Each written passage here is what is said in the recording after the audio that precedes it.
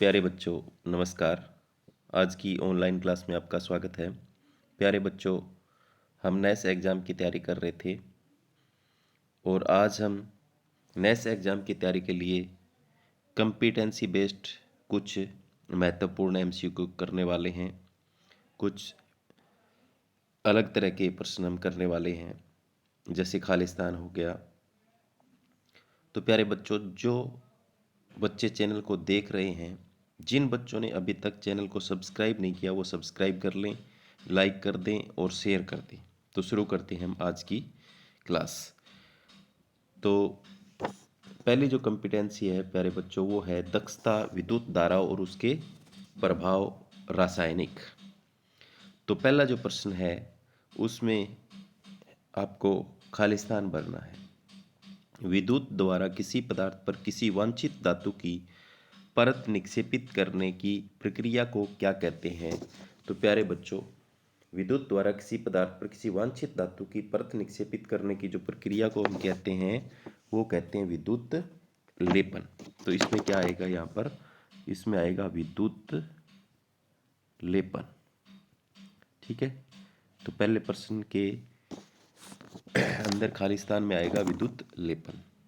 आगे, लोहे में संक्षारित अथवा जंग लगने की प्रवृत्ति होती है। लोहे को आपको पता है जंग लग जाता है, अतः इसे संक्षारण तथा जंग से बचाने के लिए इस पर खालिस्तान की परत निक्षेपित की जाती है। तो प्यारे बच्चों, हम लोहे को संक्षारित होने से बचाने के लिए उस पर जिंक धातु की परत चढ़ा देते हैं। तो कौन सा ऑप्शन आएगा?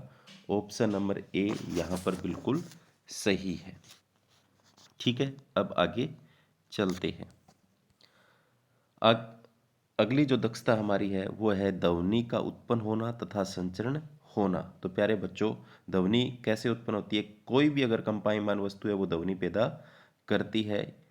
तो पहला जो प्रश्न है, गौतम ने स्कूल की घंटी को छू कर देखा और फिर दूसरे दिन घंटी जब ध्वनि उत्पन्न कर रही थी तब छू कर देखा। गौतम ने दोनों दिन क्या महसूस किया होगा?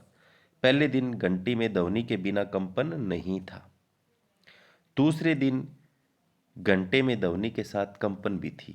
तो प्यारे बच्चों, गौतम ने स्कूल की घंटी को छू कर देखा पहले दिन और फिर दूसरे दिन घंटी जब ध्वनि उत्पन्न कर रही थी तब छू कर देखा। तो प्यारे बच्चों, जब कोई वस्तु ध्वनि उत्पन्न करेगी तो उसमें कंपन होंगे। तो पहला भी सही है, अगर पहले दिन उसने छुआ कंपन नहीं था तो पहले दिन घंटी ध्वनि के बिना कंपन नहीं था, कंपन नहीं होगा, सही है। दूसरे दिन घंटे में ध्वनि के साथ कंपन भी था, कंपन जरूर होगा जो ध्वनि पैदा करेगी। तो यहाँ पर ऑप्शन नंबर सी इसका बिल्कुल सही है। आगे नेक्स्ट, राजन ने स्टील की थाली में पानी पिया और एक चम्मच से थाली के किनारे को 2 से 3 बार मारा। उसने कंपित थाली के पानी में क्या देखा? तो प्यारे बच्चों, आप अगर एक थाली लेकर के उसमें पानी डालकर उसके किनारे पर जोर से अगर चम्मच मारेंगे तो उसमें आपको तरंगे दिखाई देगी, ध्वनि की तरंगे तरंगे उत्पन्न होती हैं। तो ऑप्शन नंबर सी इसका बिल्कुल सही है। आगे है, निम्न वाद्य यंत्र में से ध्वनि उत्पन्न करने वाले भागों के नाम बताइए। तनित, वीणा और तबला के बताने। तो प्यारे बच्चों, वीणा जो है उसमें तो क्या है, एक तार होती है, तनित तार होती है। वीणा में क्या होता है? तनित तार। और जो तबला है उसमें होती है तनित, तबले में तनित झिल्ली होती है। तो यहाँ पर ऑप्शन नंबर सी इसका बिल्कुल सही हो जाएगा, क्योंकि वीणा के अंदर तनित तार और तबला में तनित झिल्ली। तो ऑप्शन नंबर सी यहाँ पर सही होगा।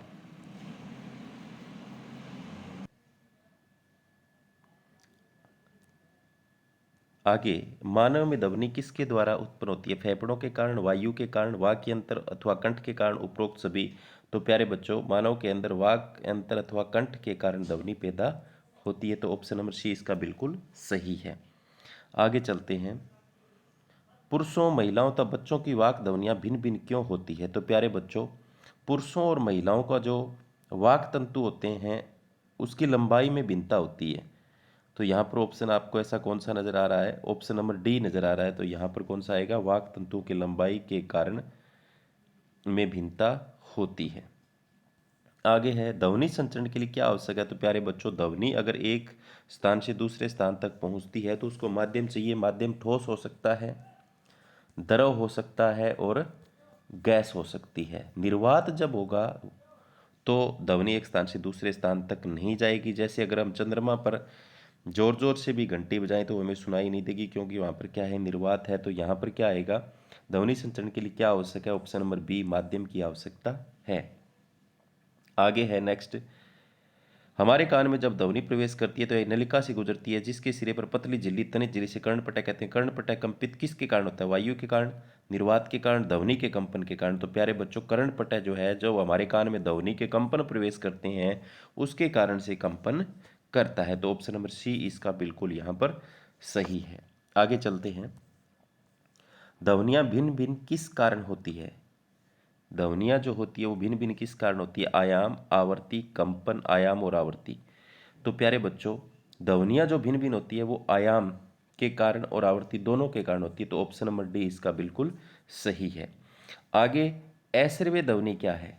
तो प्यारे बच्चों, आदमी जो है वो 20 हर्ट्ज से 20,000 हर्ट्ज तक की ध्वनि को सुन सकता है।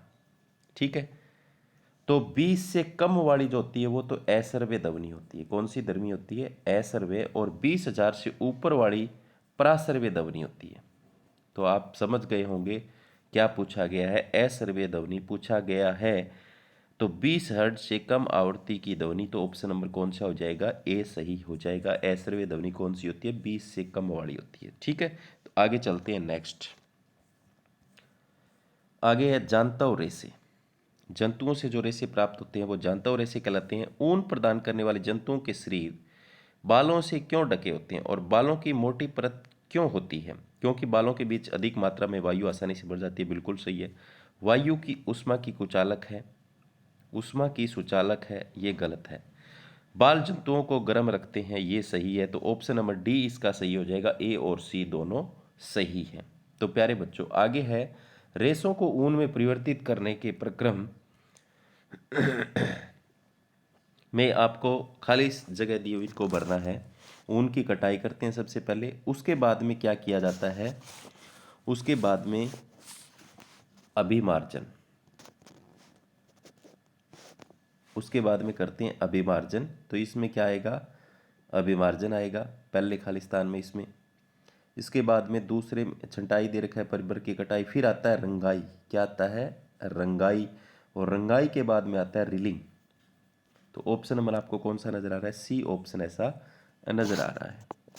आगे, जब कैटरपिलर अपने को रेशम से ढक लेता है और प्यूपा बनाता है तो यह आवरण क्या कहलाता है। तो प्यारे बच्चों, वो आवरण जो होता है वो कहलाता है कोकून। ठीक है, आगे सेरीकल्चर किसे कहते हैं। तो प्यारे बच्चों, मधुमक्खी पालन को, पशुपालन को, रेशम कीट पालन को, मछली पालन को। तो सेरीकल्चर किससे संबंधित है, रेशम कीट पालन को क्या कहा जाता है, सेरीकल्चर कहा जाता है। आगे है, रूपंशी ने गुड़ल की पंखुड़ियों को गर्म जल डालकर रंगीन जल तैयार किया और उसे सूचक की कुछ बूंदें अम्लीय और अक्षारकीय विलयनों के साथ प्रयोग किया। आप बताएं, गुड़ल के पुष्प का सूचक अम्लीय अक्षारकीय विलयनों के साथ कैसा रंग देता है। तो प्यारे बच्चों, गुड़ल का जो पुष्प है उसकी जो विलयन तैयार किया वो अमल के साथ तो गहरा गुलाबी रंग देता है। कैसा, अमल के साथ गहरा गुलाबी और अक्षार के साथ हरा देता है। तो ऑप्शन नंबर कौन सा नजर आ रहा है आपको, पहला ही ऑप्शन, गहरा गुलाबी और हरा। आगे चलते हैं, भिन्न भिन्न रंग वाले पत्तों में प्रकाश संश्लेषण क्या कारण है कि हरे रंग से भिन्न रंग वाले पत्तों में भी प्रकाश संश्लेषण की प्रक्रिया होती है। क्लोरोफिल के अलग अलग प्रकार प्रकाश संश्लेषण कर सकते हैं। प्रकाश संश्लेषण क्लोरोफिल पर निर्भर नहीं है। हरे रंग से प्रकाश संश्लेषण का कोई संबंध नहीं है, उपरोक्त कोई नहीं।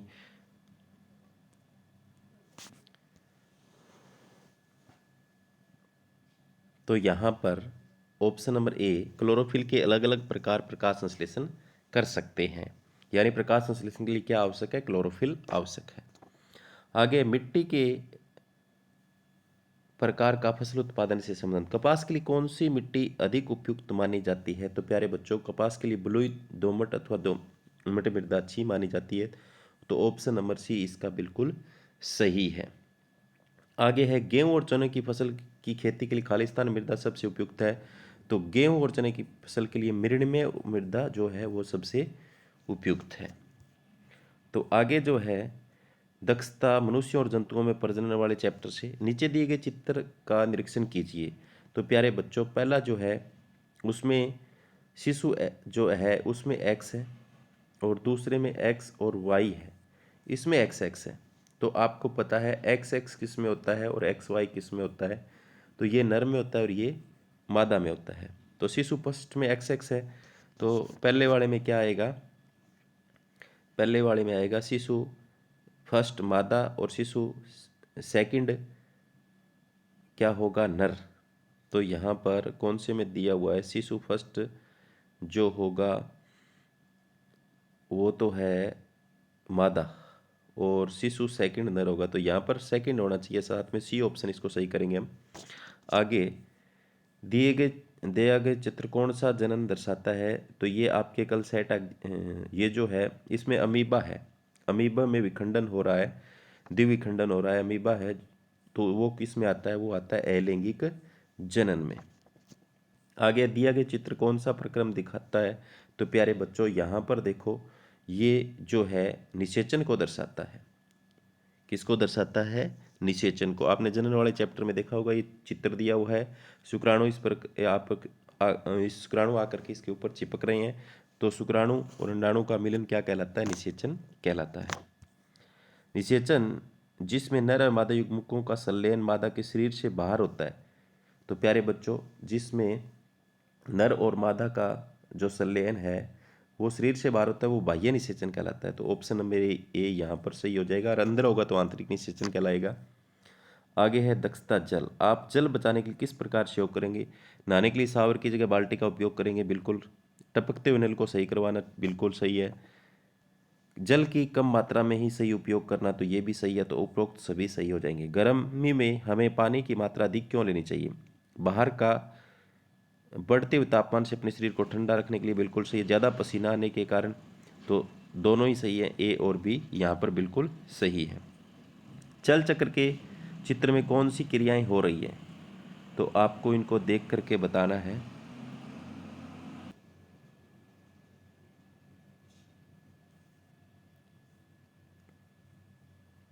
तो एक नंबर पे कौन सी क्रिया हो रही है, और दो पे कौन सी हो रही है, तीन पे कौन सी हो रही है, और चार पे कौन सी हो रही है। तो दो पर तो वाष्पन हो रहा है, क्या हो रहा है, यहाँ दिख रहा है वाष्पन हो रहा है। और तीन में यहाँ संघनन, यहाँ लिख लेता हूँ मैं, चलो। दो में वाष्पन दिख रहा है आपको, यहाँ संघनन हो रहा है, बादल बन रहे हैं। और यहाँ 5 नंबर वाला वर्षण हो रहा है। और नहीं, 5 नंबर में ये बारिश, तो ये है 7 नंबर में बारिश, ये दिखा रखी है। आगे जो है यहाँ पर इससे पौधों से वाष्पोत्सर्जन हो रहा है, और यहाँ से भी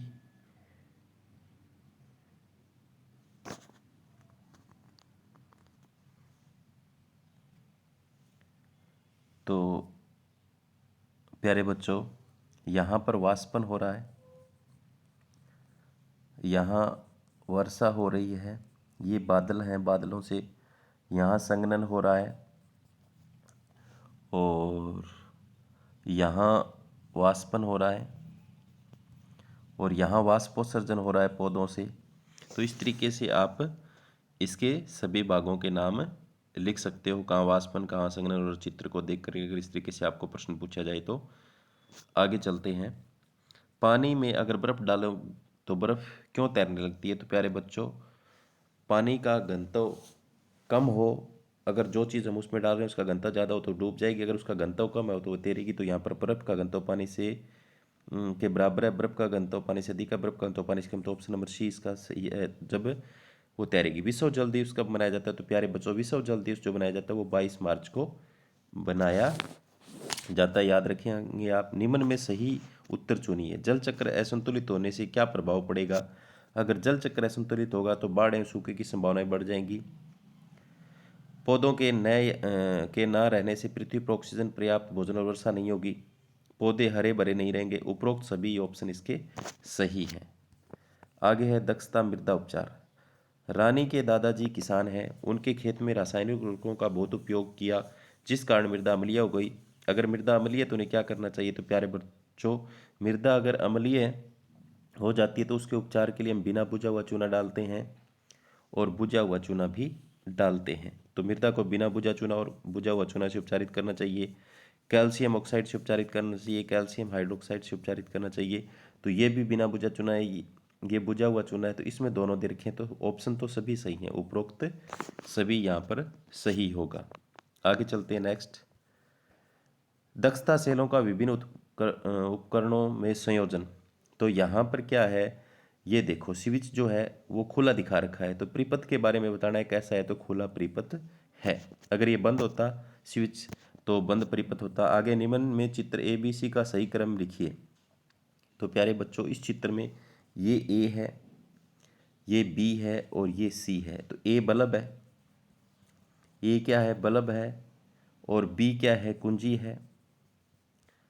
और सी क्या है? सेल है या बैटरी है। ये सेल है। तो यहाँ पर बल्ब, कुंजी और बैटरी वाला ऑप्शन कौन सा सही है? तो मेरे को नज़र आ रहा है बी ऑप्शन सही है। आगे चलते हैं। दक्षता आपदा से सुरक्षा। तड़ित केस में सुरक्षा के लिए रमा ने कुछ उपाय सुझाए, बताइए कौन सा उपाय सही है? यदि किसी खुले क्षेत्र में तो वृक्षों से काफ़ी दूर जमीन पर सिमट कर हाथों को घुटनों पर, सिर को हाथों से बीच रखें, नीचे बैठें, बिल्कुल सही है। टेलीफोन को तारों, विद्युत तारों और धातु के पाइपों से दूरी बना कर रखें, ये भी सही है। बहते जल से बचे, कंप्यूटर आदि जैसे विद्युत उपकरणों की प्लगों को सॉकेट से निकाल देना चाहिए, ये भी सही है। तड़ित केस में तो उपरोक्त सभी उपाय सही हैं। आगे चलते हैं। प्रदूषित पानी को पुनः उपयोग हेतु उपचारित करने की विधियां सुझाना। जल को पेयजल में शुद्ध बनाने के लिए हम कौन कौन से उपाय कर सकते हैं, उपाय अपना सकते हैं? तो फिल्टर करके, उबाल करके, क्लोरीनीकरण करके, केवल एकमात्र उपाय संपूर्ण नहीं, उपरोक्त दिए गए सभी उपाय अपनाने चाहिए। तो हम ये सभी अपना सकते हैं। ऑप्शन नंबर डी इसका सही है। तो प्यारे बच्चों, ये थे कम्पिटेंसी बेस्ड कुछ महत्वपूर्ण एमसीक्यू जो आपके नेक्स्ट एग्ज़ाम के लिए बहुत महत्वपूर्ण रहने वाले हैं। उम्मीद करता हूँ कि आपको समझ में आए होंगे। धन्यवाद।